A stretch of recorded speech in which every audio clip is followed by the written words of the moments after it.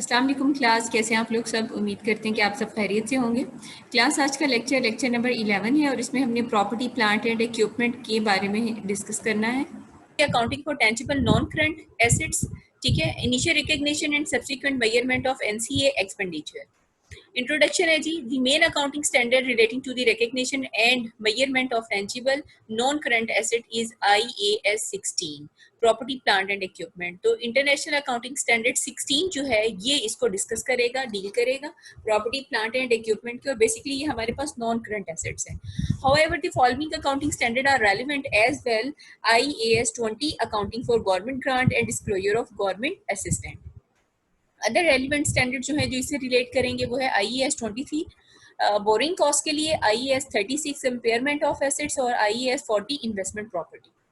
Definition है जी IAS 16 की कि property plant and equipment defined as tangible item that are held for use in the production or supply of goods or services for rental to other or for administrative purpose and are expected to be used during more than one period। तो दो चीजें इसमें आ गई हमारे पास कि held for use, अब वो use किस पर्पस के लिए आप कर रहे हैं और आप एक्सपेक्ट कर रहे हैं किसको आप यूज करेंगे more than one period। Definition मजीद वो आपको बता रहे हैं, it is clear that items which will benefit more than one accounting period fit the description of PPE। PP क्या, प्रॉपर्टी प्लांट इक्विपमेंट को डिफाइन कर रहा है। The amendments 2009 to 2011 finalised in May 2011 classifies that item of spare parts, standby equipment and servicing equipment that will be used during more than one period meet the definition of PPE। ठीक है, तो इसमें बेटा आपने ये चीजें याद रखनी है कि कौन कौन से आइटम्स जो हैं वो हमारी इस डेफिनेशन को कवर कर रहे हैं। Items that are not used during more than one period are accounted for as inventory under IAS 2। अब ये IAS 2 जो है स्टैंडर्ड, ये भी मैंने आपके साथ डिस्कस किया हुआ है और हमारे स्टार्ट के जो लेक्चर्स थे उसमें हमने IAS 2 को हमने डिफाइन किया था according to the inventory. Recognition of PPE, an item of property, plant and equipment should be recognized as an asset if and only if it is probable that future economic benefit associated with the item will follow to the entity concerned and the cost of the item can be measured reliable। ठीक है, तो ये दो चीजें इसकी definition में fall करेंगी जब हम रिकग्निशन की बात करेंगे। मजीद आपको बता रहे हैं कि इनिशियल मेजरमेंट जो होगी PPE की वो क्या होगी। On initial recognition property plant and equipment should be measured at cost. अब कॉस्ट क्या है, कॉस्ट में आपकी purchase price including import duties and non refundable purchase taxes less trade discount, और कॉस्ट आएगी data directly attributable to bringing the item to the location and condition necessary for it to be operated as intended। Third वो बता रहा है दी estimated cost of dismantling. Dismantling का क्या मतलब होता है, कन्वर्ट इट इनटू पीसेस, ठीक है, and removing the item and restoring the site on which the item is located as long as the obligation to meet this cost is incurred when the item is acquired. अच्छा, अब उसके बाद वो कह रहे थे सब्सिक्वेंट मेजरमेंट भी है PPE की। तो after an initial recognition item of PPE may be measured using either cost model. अब कॉस्ट मॉडल में क्या है, items are carried at cost, initial cost plus subsequent expenditure less any accumulated appreciation and less any accumulated impairment loss. Accumulated का मतलब होता है accumulate, जमा कर देना, ठीक है। मेजरिंग नॉन करंट एसेट्स, अब अगर हमने नॉन करंट एसेट को मेजर करना है तो उसमें डायरेक्ट एट्रिब्यूटेबल जो कॉस्ट है वो कौन कौन सी होगी, professional fee, delivery cost, site preparation cost, assembly and testing cost, ये सारी इंक्लूड हमें करनी पड़ेंगी। अब इलस्ट्रेशन आपको एक दे रहा है, इसके थ्रू आपको समझाएगा कि जी इसको आप कैलकुलेट कैसे करेंगे। Entity Y has incurred the following cost prior to bringing a machine into full production. Purchase price जो है before trade rebate and tax वो है 12,200, ट्रेड रिबेट इस पर $600 का मिल रहा है या रुपीस आप इसमें मेंशन कर सकते हैं। आर्किटेक्ट फिक्स जो है 700 है, इस इंस्टॉलेशन कॉस्ट जो है वो 100 है, operating losses prior to achieving plan performance वो 250 है। रिक्वायरमेंट क्या है जी आपकी, calculate the amount at which the machine should be stated in the accounting record of entity Y is accordance with IAS 16। IAS 16 के मुताबिक आपने इसकी कैलकुलेशन करनी है। तो परचेज प्राइस लेस ट्रेडेड आपके सामने है, आर्किटेक्ट फी, इंस्टॉलेशन फी। जब हमने इन सारी चीजों को देखा तो हमारे पास जो आंसर आया वो टोटल कॉस्ट कितनी है, 12,400 की। ओके, सेल्फ कंस्ट्रक्टेड एसिड्स हैं हमारे पास, तो for self constructed assets, non current assets that are constructed by the entity itself, internal profit and abnormal cost should be excluded from the cost. Administrative expenses and other similar overhead should also be excluded from the cost. Interest cost incurred in the course of construction may be included in accordance with IES 23 borrowing cost.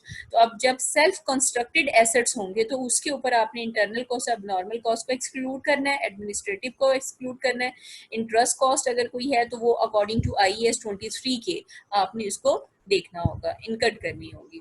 Subsequent expenditure क्या है जी हमारे पास? Subsequent expenditure relating to non current asset after their initial acquisition should be capitalised if it meet the criteria for recognising an asset. In practice this mean that expenditure is capitalised if it, अगर ये आपकी assets को improve कर देते हैं, for example अगर उनकी performance जो है वो इन्हांस हो गई है या उनकी यूजफुल लाइफ जो है वो आपने एक्सटेंड कर दी है. अच्छा, इस फॉर रिप्लेसमेंट पार्ट की तरफ अगर हम आते हैं तो provided that the part that is replaces is treated as an item that has been disposed of. तो बाज़ दफ़ा हम एसेट का कुछ पार्ट जो है वो रिप्लेस भी कर रहे होते हैं, तो वो एज अ डिस्पोज ऑफ आपको ट्रीट करना होगा. Repair and maintenance expenditure is revenue expenditure. ठीक है, तो रिपेयर एंड मेंटेनेंस के ऊपर जो होगा वो रेवेन्यू एक्सपेंडिचर शो करेगा. रिकॉग्नाइज कैसे होगा? एज एन एक्सपेंस, इसको भी इनकट करना पड़ेगा because no additional future economic benefit will arise from the expenditure. Example आपको दे रहा है सब्सिक्वेंट एक्सपेंडिचर की on a building. For example constructing an extension to a building, building को एक्सटेंड कर रहे हैं, रिप्लेसिंग द एलिवेटर और द हीटिंग और एयर कंडीशनिंग सिस्टम, और कुछ एसेट्स जो है वो आप रिप्लेस कर रहे हैं जैसे कि एलिवेटर हो गया, हीटिंग हो गया और एयर कंडीशन सिस्टम हो गया. अच्छा जी, उसके बाद है measuring non current asset under the revaluation model. पहले हमने कॉस्ट मॉडल को भी डिस्कस किया, अब रीवैल्यूएशन मॉडल को देख रहे हैं जिसके अंदर हम क्या करेंगे जी, इसमें हमने रीवैल्यूड करना है एसेट्स को. तो आपने अब देखना होगा फेयर वैल्यू को भी इसकी, ठीक है, less accumulated appreciation charges and impairment losses भी देखने होंगे अगर रीवैल्यूएशन के वक्त होंगे तो. अच्छा, रीवैल्यूएशन मॉडल में वो फेयर वैल्यू को डिफाइन कर रहा है कि fair value is normally open market value if there is no reliable market value, for example because the asset is specialised और because sale are rare. Depreciated replacement cost can be used. Valuation should normally be performed by a professionally qualified valuer. ठीक है, तो ये आपने किसी valuer से ये इसकी वैल्यूएशन करवानी है, अपने से नहीं कर लेनी. If the revaluation model is adopted, अगर आप इसको अडॉप्ट करते हैं तो asset must be revalued regularly basis पे आपको करना पड़ेगा. Carrying cost don't differ materially from their fair value. Carrying cost जो कैरिंग कॉस्ट या कैरिंग वैल्यू जो है वो डिफर नहीं होनी चाहिए, ठीक है, फेयर वैल्यू से. Once an asset is revalued, all asset within that class must also be revalued. Revaluation model जो है according to IAS 16 doesn't prescribe a time interval between revaluation. However, it states that revaluation should be made with sufficient regularity to ensure that its carrying value in the statement of financial position is not materially different from what its fair value would be. ठीक है, तो basically IAS 16 में कोई particular कोई time interval उन्होंने नहीं बताया कि कब कब आपने रिवैल्यूएशन करनी है, लेकिन सुफिशिएंट रेगुलरिटी के साथ आपको करनी पड़ेगी. Okay, जी. Then है measurement model. A measurement model must be chosen for each class of non-current asset. It is an accounting policy choice. ये आपकी कंपनी की जो भी accounting policy choice होगी उस पर बेस करेगा. The chosen accounting policy for a class of asset should be applied consistently to all the asset in that class. For example, an entity may choose the revaluation model for all its land and building and the cost model for all its plant and equipment. अब ये भी आपकी company की ही policy होगी, company ने खुद adjust करना होगा, देखना होगा कि आप किन current asset non current assets के लिए कौन सा मेथड यूज करते हैं और बकिया जो आपके नॉन करंट एसेट्स हैं उनके लिए आप कौन सा मेथड यूज करते हैं. गेन्स ऑन रिवैल्यूएशन, अगर रिवैल्यूएशन करते हुए आपको उस पर फायदा हो जाता है तो फिर हम क्या करेंगे, when an asset is revalued upward from its carrying amount there is a gain on revaluation. ठीक है, जितनी अमाउंट आपके पास कैरिंग थी उससे ज्यादा अगर आपकी एसेट की वैल्यू आ जाती है तो वो गेन कहलाएगा. Gain on revaluation is included as other comprehensive income in the statement of comprehensive income and is not included in profit और लॉस फॉर द पीरियड. अब अगर ये गेन हो जाता है तो इसको आप इनकम स्टेटमेंट में शो नहीं करेंगे, इसको अलग से स्टेटमेंट ऑफ कंप्रिहेंसिव इनकम उसके अंदर आप इसको इंक्लूड करेंगे. एक्सेप्शन क्या है जी? There is an exception to this rule if the gain on revaluation reverses a previous loss on revaluation where the loss was recognised in profit और loss, the revaluation gain should be recognised in profit और loss, not other comprehensive income. अब exception rule भी वो कह रहा है कि अगर आपकी रिवैल्यूएशन जो है वो रिवर्स हो जाती है कि प्रीवियस कोई लॉस हुआ था आपका रिवैल्यूएशन के ऊपर, वो जो लॉस है वो रिकॉग्नाइज आपको करना पड़ेगा, क्योंकि हम पहले भी बता चुके हैं कि अकाउंटिंग के अंदर लॉसेस को हाईलाइट किया जाता है रादर देन प्रॉफिट, और ये रूल जो है ये कंजर्वेटिज्म रूल शो करता है। गेन और revaluation is recognised in other comprehensive income, ये पहले हम बता चुके हैं, और ये according to the requirement of IES 1 and IES 12 के मुताबिक होगा। That the tax associated with the revaluation should also be included in other comprehensive income. Losses on revaluation है अगर, तो when an asset is revalued down from its carrying value there is a loss on revaluation। जितनी amount आपके पास carrying है उस amount से अगर कम revalued value आती है तो वो लॉस शो करेगी। The amount of the reduction in the valuation should be recognised in the profit और loss, not in other comprehensive income. There is an exception to this rule if the loss on revaluation reverses a previous gain on revaluation that was reported in other comprehensive income. The decrease should be reported in other comprehensive income and not recognized as a loss। और उसी तरह से हमने थोड़ी देर पहले gain on revaluation के ऊपर exceptional rule पढ़ा था, इसमें भी exceptional rule ये आ गया कि अगर जो loss हो रहा है और previous ये reverse कर देते हैं gain के साथ, तो फिर आप इसको report करेंगे comprehensive income के अंदर, और report क्या करेंगे कि इतना decrease हुआ है आपकी वैल्यू के अंदर। एग्जाम्पल आपको दे रहे हैं, entity J has an asset in its statement of financial position. Statement of financial position किसको कहते हैं जी? बैलेंस शीट को। एट 31 दिसंबर ईयर 1 एज फॉलोज, कॉस्ट आपके सामने है, एक्यूमुलेटेड एप्रिसिएशन लेस किए तो कैरिंग अमाउंट हमारे पास आ गई। ऑन 31 दिसंबर year 1 the asset was revalue to its fair value of 6 lakh. तो जब एसेट की रिवैल्यूएशन की तो वो 6 लाख आ गई। Set out the general entry to record the revaluation ignoring taxes, एक तो ये रिक्वायरमेंट है। सेकंड वो कह रहा है explain how the revaluation would be reported in the financial statement for the year 31 दिसंबर ईयर 1। ठीक है, अब इसकी रिवैल्यूएशन भी आपने करनी है, उसको एक्सप्लेन करना है। Then है जी explain how the accounting treatment of the revaluation would differ if 2 lakh of the revaluation is a reversal of the revaluation loss that was recognized as a loss in an earlier financial period। अब आपने ये भी बताना होगा कि revaluation treatment कैसे आपने करनी है अगर difference आ जाता है 2 lakh रिवैल्यूएशन का is reversal of the revaluation loss के साथ। Explain how the accounting treatment of the revaluation in A and B would differ allowing for tax at a rate of 30%। अगर 30% के हिसाब से टैक्स भी पड़े तो फिर जो इलस्ट्रेशन ए और बी है उसके अंदर क्या चेंजिंग आएंगी और कैसे एक्सप्लेन करेंगे। ओके, उसके बाद है जी अनदर एक्टिविटी आपको बता रहा है कि company is preparing its financial statement for the year to 31 दिसंबर। A 25-year leasehold property had a carrying value of 69 million at the beginning of the year, consisting of at cost 75, accumulated appreciation less कर देंगे तो 69 आपके पास आ जाएगा। Continue कर रहे हैं मजीद कि एट 31 दिसंबर the leasehold property is revalued to 70 million, the income tax rate is 25%। How should the revaluation be counted for in the year to 31 दिसंबर।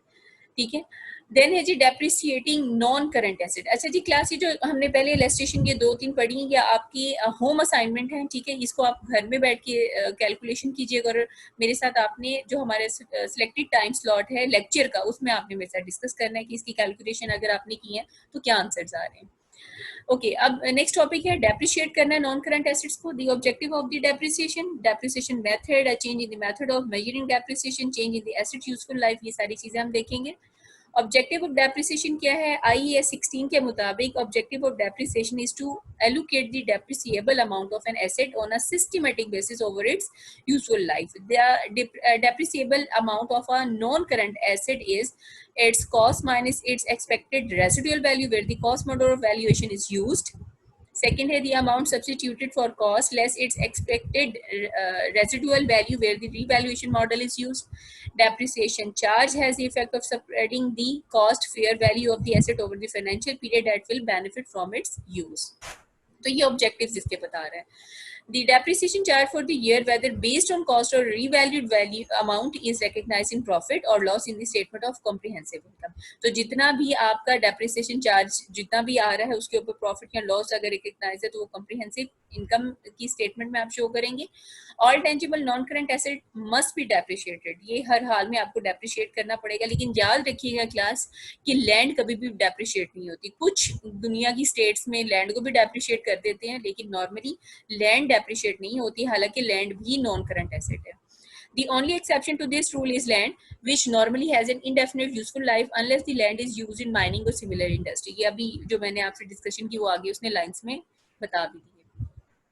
A change in the method of measuring depreciation, तो आपने according to IAS 16 depreciation method to be reviewed at least annually.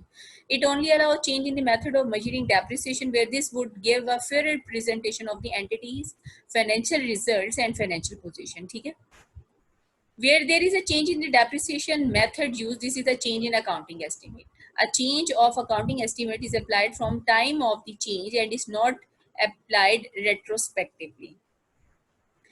अब है जी change in the asset useful life. सबसे पहले हम इसको डिस्कस करते हैं. According to the IAS 16 useful life to be reviewed at each year end. Any change in a change is a change in accounting estimate. The carrying amount cost minus accumulated depreciation of the asset at the date of change is written off over the revised remaining useful life of the asset. तो अगर आपने asset की useful life जो आपने कहते हैं कि जी हमारे ख्याल से एसेट जो है ये 10 साल चलेगा, ठीक है, और अगर उसको रिव्यूड करना पड़ जाए तो वो एटलीस्ट आप हर साल के एंड पे कर सकते हैं. De-recognition of non-current assets क्या है जी? When an asset is de-recognized, its carrying amount is removed from the statement of financial position. तो according to AS 16 PPE state that the carrying amount of an item of PPE should be de-recognized in the following circumstances. तो PPE को कब de-recognize करेंगे और कौन से circumstances हैं? On disposal of the asset, asset को आपने dispose of कर दिया. When no future economic benefit नहीं हो रहा आपको इस एसेट से, तब भी आप इसको dispose of कर रहे हैं. If a non-current asset is disposed of, the gain or loss on the disposal should be included in the profit or loss in the period in which the disposal occur. The gain or loss should not be included in the sale revenues. जब आपने इसको dispose of किया तो उस वक्त हो सकता है आपको गेन हो गया हो या हो सकता है आपको लॉस हो गया, तो उसको आप सेल रेवेन्यू में इंक्लूड नहीं करेंगे, लेकिन उसको मेंशन जरूर करेंगे. अच्छा, अब property investment property according to AS 40 क्या है, इसकी डेफिनेशन में बता रहे हैं. And investment property is property held to earn rental और फॉर कैपिटल एप्रिसिएशन और बोथ. ठीक है, आपने प्रॉपर्टी इन्वेस्टमेंट के पॉइंट ऑफ व्यू से ली, उसके ऊपर रेंट भी आप ले सकते हैं, या आप अभी आज आपने ली है प्रॉपर्टी, ठीक है, कुछ लैक्स की, और अगले महीने आप उसको सेल आउट करें और आपको उसके ऊपर ज्यादा बेनिफिट मिल गया. ठीक है, फॉर एग्जाम्पल 20 लाख की आपने प्रॉपर्टी खरीदी थी, वो 40 लाख की बिक गई है, तो आपको कैपिटल एप्रिसिएशन होगी उसके ऊपर. तो it different from non investment property which is property used in the production or supply of goods or for administrative purpose or held for sale in the ordinary course of business. तो property could be land और building दोनों हो सकती हैं. ठीक है, and it include the building whilst it is under construction for eventual use as an investment property. Investment property according to AS 40, the property could be held by the owner और lessee under a finance lease or an operating lease. तो lease से relevant भी इसने बता दिया है कि इसके अंदर आपने देखना होगा. अच्छा जी, उसके बाद है जी following are the investment property. अब इसमें आपको क्या बता रहे हैं? Property intended for sale in the ordinary course of business, property being constructed or developed on behalf of third party, owner occupied property, property being leased to another entity under a finance lease. तो finance lease जो होती है बेटा ये हमारी more than 1 year की होती है. ऑपरेटिंग लीज जो होती है वो हमारी शॉर्ट टर्म की होती है. Accounting treatment of investment property क्या है जी? रिकग्निशन क्राइटेरिया वो बता रहे हैं इनका कि ये बिल्कुल वैसे ही होगा जैसे PPE का है under IAS 16. It is probable that a future economic benefit associated with the property will follow to the entity and the cost of the property can be measured reliably. अच्छा, अब मेजरमेंट अगर हमने इसकी करनी है तो कैसे देखेंगे? Investment property should be measured initially at cost plus transaction cost incurred to acquire the property. Cost plus transaction cost, ठीक है, जो कि आपको प्रॉपर्टी को एक्वायर करने के ऊपर आ रही होगी. After initial recognition and entity में choose as its accounting policy. Fair model को भी यूज कर सकते हैं और कॉस्ट मॉडल को भी. फेयर मॉडल वो आपको बता रहे हैं under the fair value model the entity should revalue all its investment property to fair value open market value at the end of each financial year. तो फेयर वैल्यू के मुताबिक आपको अपनी तमाम इन्वेस्टमेंट प्रॉपर्टी को वैल्यू करवाना पड़ेगा। Take the resulting gain और लॉस टू प्रॉफिट और loss for the period in which it arises. The cost model follow the provision of IES 16. The property is valued at cost and the non-land elements is depreciated. तो fair value model का भी उसने बता दिया आपको और cost model का भी आपको बता दिया। मजीद वो बता रहा है फेयर वैल्यू मॉडल में this is different to the revaluation model of IES 16 where gain are reported as other comprehensive income in the statement of comprehensive income and are not included in profit or loss and credited to revaluation reserve. तो fair value model के अंदर आपने gains को भी report करना होगा, ठीक है। कॉम्प्रिहेंसिव इनकम के अंदर आप इसको शो करेंगे और दूसरा इसने साथ बताया कि इसको रिवैल्यूएशन रिजर्व में आपको क्रेडिट करना पड़ेगा। एग्जांपल आपको दे रहा हूँ जनवरी 1 Year 1 entity P purchased a building for its investment potential. The building cost $1 million with transaction cost of $10,000. Its depreciable amount at this date was $3 lakh. The property has a useful life of 50 years. At the end of year 1, the property's fair value had risen to $1.3 million. Requirement आपको कह रहा है कि amount आपने बतानी है included in the financial statement of entity P at 31st December year 1 under cost model and fair value model. अब cost model के मुताबिक आपके सामने कॉस्ट उसने इसमें इंक्लूड की है, डेप्रिसिएशन उसने एक्यूमुलेटेड माइनस की है, तो कैरिंग कॉस्ट जो है वो आपके सामने है। तो income statement of comprehensive income include depreciation of $6,000। Fair value model में the property will be included in the statement of its financial position at its fair value of $13,100,000, हम 13 लाख कह लें, आप आसान लफ्जों में हो जाएगा। The statement of comprehensive income statement will include a profit of 2,90,000, ठीक है। अब वो कैसे आया उसकी कैलकुलेशन करके उसने आपको बता दी in respect of the fair value adjustment. Remember this treatment of revaluation of an investment property differ from the accounting treatment of a revaluation gain for other non current asset under IAS 16, ठीक है। तो ये इसने आपको fair value model के मुताबिक भी उसकी कैलकुलेशन करके बता दी है। अब ट्रीटमेंट ऑफ लॉस और गेन है, अगर गेन और losses on disposal of investment properties are included in the profit और loss in the statement of comprehensive income in the period in which the disposal occur. अब ये आपको बता रहे हैं कि डिस्पोज ऑफ अगर होंगी तो आपको इंक्लूड करना पड़ेगा प्रॉफिट एंड लॉस में इन the statement of comprehensive income. अच्छा, अब मजीद क्या आपको बता रहा है कि कैलकुलेशन अगर आपने करनी हो गेन और लॉसेस के ऊपर डिस्पोज ऑफ पर, तो नेट डिस्पोजल प्रोसीड आप करेंगे, माइनस इसमें से कैरिंग अमाउंट करेंगे तो फिर गेन आ जाएगा या लॉस आ जाएगा डिस्पोजल पर आपके पास। एक्टिविटी फिर आपको बता रहा है suppose that the investment property in the previous example was sold in year 2 for 50,000 and that selling cost for 50,000। Requirement आपको बता रहा है कि इस अमाउंट को आपने इंक्लूड करना है कॉम्प्रिहेंसिव इनकम में, statement of comprehensive income for year 2, ठीक है। और डिस्पोज ऑफ जो आपने करना होगा वो किस पॉइंट ऑफ व्यू से करना है, under the cost model and fair value model, ठीक है जी क्लास। ये तो ये एक्टिविटी आपने खुद से सॉल्व करनी है और मेरे साथ आपने जो हमारा एक्टिविटी का पोर्शन होता है उसमें आप मेरे साथ डिस्कस करेंगे इंशाल्लाह ताला। नेक्स्ट लेक्चर में दोबारा आपके साथ मुलाकात होती है। उम्मीद करते हैं कि आपको लेक्चर अच्छे से समझ आया होगा। अगर फिर भी कोई एम्बिग्यूटी है तो आप मुझसे सिलेक्टेड टाइम स्लॉट जो उसमें डिस्कस करेंगे। अपना तब तक बहुत ख्याल रखिएगा। इंशाल्लाह ताला फिर मुलाकात करते हैं नेक्स्ट लेक्चर में। बेस्ट ऑफ लक, अल्लाह हाफिज़।